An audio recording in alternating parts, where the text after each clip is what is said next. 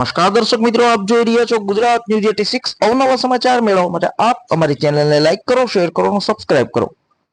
બનાસકાંઠાના સુઈગામ તાલુકાના શ્રી 12 જ્યોતિર્લિંગ મંદિર તપસ્વી આશ્રમ ખડોલ ધામે શ્રી બ્રહ્માજીની પધરામણી થકી શ્રેષ્ઠતમ માનવ સમાજનું સર્જન, વિષ્ણુજીને પધરામણી થકી માનવ સમાજનું શ્રેષ્ઠ પોષણ, શિવજીની પધરામણી થકી માનવ સમાજના કલ્યાણ સાથે અસુરોની વિસર્જન, નવદુર્ગાની પધરામણી થકી માનવ સમાજને શક્તિશાળી બનવાનું કાર્ય હર હર મહાદેવ। આપણા આશ્રમમાં ખડોલમાં ગૌશાળા આવેલ છે અને ભોજન પ્રસાદ સજાવટ ચાલે છે। દર્શન કરવા લાયક બહુ સારું સુંદર તપસ્વી આશ્રમ છે।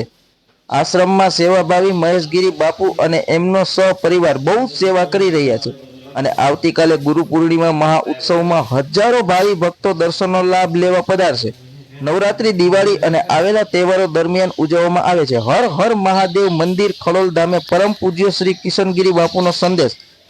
આપણો આ પુણ્યશાળી પ્રદેશ ભારત દેશના સંતો, ભક્તો, ઋષિઓ અને દાતાઓ અને ઉત્તમ સંસ્કૃતિને દેશ છે।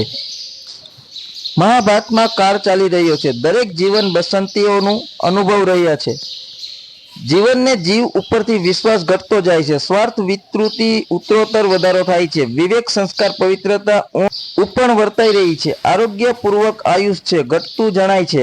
આ બધાના મૂળમાં આપણી સંત પરંપરાની ખૂબ જ અવગણના છે, તો એ ઋષિ પરંપરાને ખરી જાગૃત કરીએ।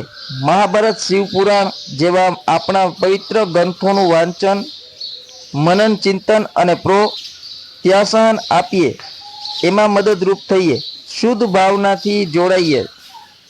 સેવાનું કાર્ય હોય અને ભક્તિનું કાર્ય હોય, દેશભક્તિનું કાર્ય હોય, ગૌ માતાનું કાર્ય, મંદિરનું કાર્ય હોય કે પછી સમાજ વ્યવસ્થાને ટકાવી રાખવાનું કાર્ય હોય, આ બધા કાર્ય થકી શ્રેષ્ઠ માણસ એક સંસ્કૃત માનવ બની શકે છે।